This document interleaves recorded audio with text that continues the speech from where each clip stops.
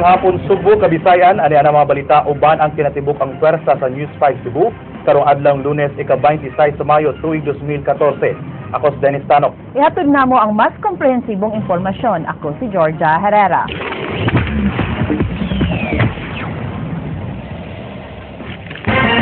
Ibuksan na sa Department of Education karong adlaw ang Oplan Balik Eskwela aging pagpangandam sa pag-abli sa klase karong Hunyo 2. Kaganihan napuno na sa mga estudyante o mga ginikanan ang mga pampublikong tunghaan aron magpa-enroll. Mato sa DepEd niadto nakalabay nga semana, lakip nga mahimong maka-enroll karong tuiga, mao kadto mga tinun-an nga nakaundang og pila ka tuig nga nakalabay. Usa ka help desk ang ibutang aron maoy moalalay sa mga ginikanan sa pagpa-enroll sa ilang mga anak. Giklaro sa DepEd nga hangtod Hunyo 6 mahimong maka-enroll.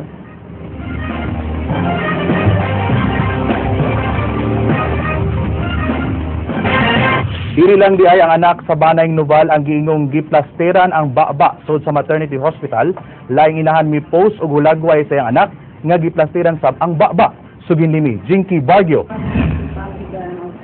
Sa Facebook account ni Cecil Laika Arsua, iyang gipost ang picture sa duha ka adlaw niya nga anak diin ang baba ni ini dunay tube sa oxygen ug pacifier nga gipapitlan og plaster. Ang maong bata, normal nga gipanganak sa Cebu Periculture and Maternity House Incorporated niadtong Pebrero 22. Nasayran nga ang maong hospital gireklamo sa pamilyang Noval tungod sa samang insidente. Sa phone interview ni Cecil, miangkon kini nga wa siya mireklamo tungod sa pagtuo nga palisiya kini sa ospital, human niya makit-i nga duna pay laing mga bata sa nursery nga gipapitlan og plaster. Napalagigitay ko din na kupaon siya. Ako lang mag-ibig ko raw. Kailang tangtang mo na wala ginilang mo na ng water para maglamok na niyang tape or di masakit sa titi. Iutong ito na kulit niya tumatay niya. Mibaha ang mga komento sa Facebook nga misimpatiya sa kahimtang sa mga bata. Dugang ni Cecil, napugos siya sa pag-post sa picture sa Facebook, human mihimakak ang maternity house nga ilang gipapitlan og plaster ang anak ni Ryan Noval. Ikaw na nag-ipikon na lang kung baby, ilang gitin na mo itong na-push mo nga i-post to para makabawa ka naman dito. Ayun plastic na ilang gitin na Matod sa DOH nga nakakita sa maong hulagway, miingon nga dili pareha ang kaso sa duha ka mga bata ug magdepende kuno kini sa sitwasyon. Bisan asa, they really use the plaster to anchor whatever gadget that you want to put in place. First, good unta mong tama good siya sa aton attending physician, sa doctor, sa pediatrician, ana ug ngano giana yang baby. Okay. And of course, naagid na sa order, doctor's order. Hinuon miawhag ang DOH sa uban pang ginikanan nga naagrabyado sa pagreklamo sa pamunuan sa ospital o kaha sa ilang buhatan. Jinky Bargio, News 5. Pawikan naluwa sa Cebu Provincial Anti-Illegal Fishing Task Force niadtong Domingo sa Sitio Buat sa Barangay Tulay sa lungsod sa Minglanilla kagahapon. Wa magtuo ang nakapalit niini nga si Hector Tonolete nga buhi pa ang maong pawikan hinungdan nga misumbong dayon siya sa iyang uyuan nga konsihal ug nagpatabang sa pag-uli niini sa buhatan sa Bureau of Fisheries and Aquatic Resources. Gipalit ni Tonolete ang pawikan sa kantidad nga 350 pesos gikan sa wa mailhing tao. Gisusi karon sa mga opisyales sa Barangay Tulay ang ilang mga baybayon ug sa mga kasikbit nga coastal barangays aron mapugngan ang iligal nga pagpamaligya sa pawikan. Pag-abot ko sa bahay, akong gihabwa sa sako, buhi mo di ay. Hindi, naamo ko iuan nga, konsihal mo, akong giadto nga, harong mauli na sa fisheries. Mga kinahanglan magbantay na tas mga kabayon-bayon na nato. Dili lang din sa tuwas tulay, mahimo i-monitor po nato mangyo tas ubang kaslingan ng barangay. Kontrobersyal nga pulis og laing kauban nadakpan ato sa gipaygayon saturation drive sa kapulisan sa Punta Princesa Police Station niadtong Biyernes. Sugin nimi Ray Pasaporte. Niadtong Biyernes sa gabi sa Sitio Tuburan sa Barangay Punta Princesa, Dakbayan sa Subo, nadakpan si Piotr Ronilo Manuel nga taga Barangay Suba human makuha og drug paraphernalia. Nakuha sab gikan sa iyang kauban nga si Kiner Rodriguez kining 357 og 38 revolver nga dunay mga bala. Matud sa Punta Princesa Police nga kanunay silang makadawat og report nga dunay magpasalba sa maong lugar. Hinungdan nga gihimo nila ang saturation drive. So pag-abot mo sa area, dito positive na timingan dyan naman na sila dito.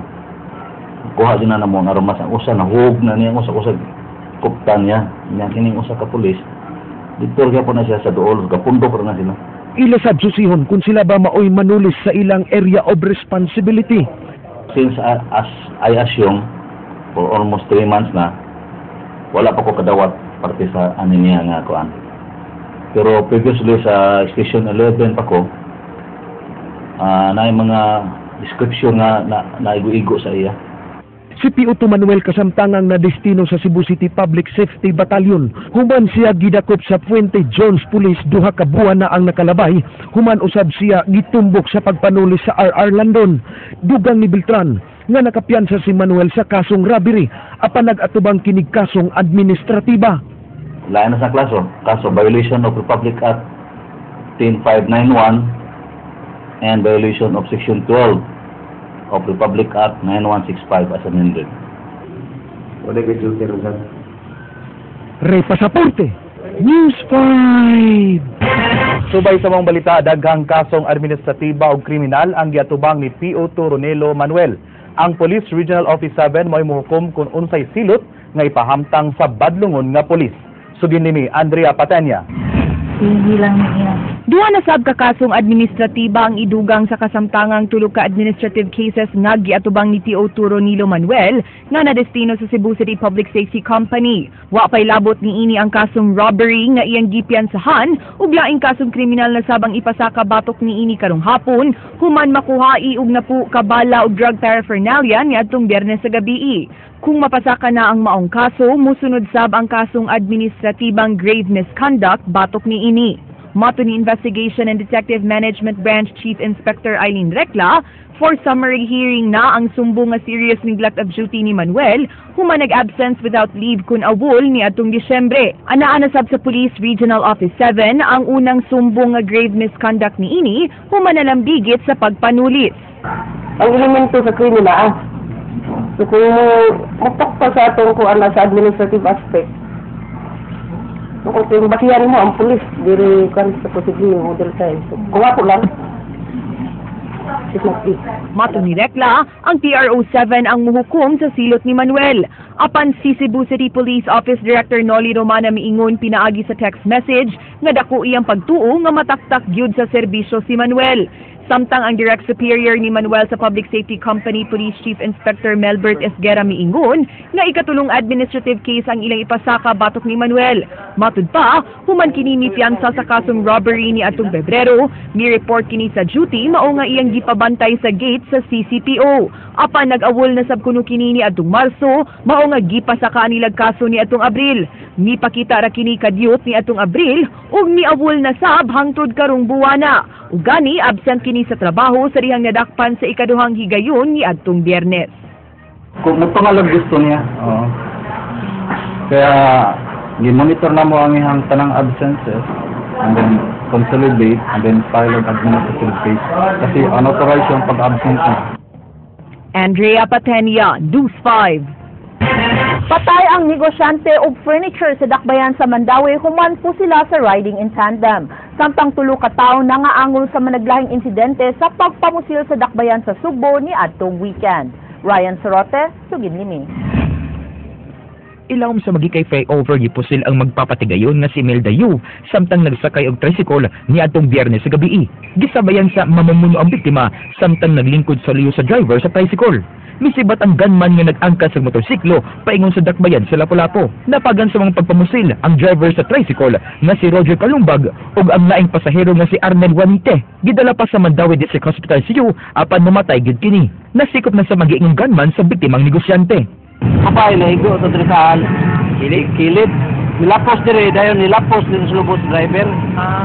Dayon, pagtusunod tiro, moto ang pasahero di sa sud na igok.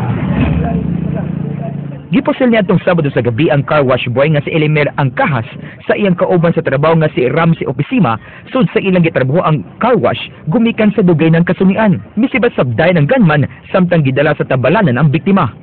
Walang napatiyan Bus kay kusog yan sound kay na. Pero mo kay ba nag-away sila? Ko mi kay bawa to kay pamadlaw diri mag-joke pagani mi. Napagan sa pagpamusil sa Maydan si Padilla sa Barangay Mambaling ang 18 anyos ni si Shane Bolo. Napagan kini human po sila ang iyang uyuan nga si Marcelino Quizon niadtong Sabado sa alas 11 sa gabi sa wa mailhing mamumuno nga nagsakay og taxi. Upat ka sa madpinisilan ang naangko ni Quizon samtang naigo sa tilang batan ng biktima. Si Quizon gipaubos sa operasyon sa usa ka pribadong tambalanan kay nahibilin ang bala sa iyang lawas.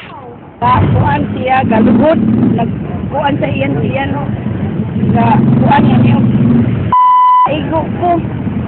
Pusil ko, motor nga diha ako nagpulog ka nakakita pusil man dayto dili man dayto di pintador sa karon daghang gi-open nga angle pero di pa naturon ma-hibaw-an kung unsa gyud bukat asa gyud bukat ana. Ryan Sorote, News 5.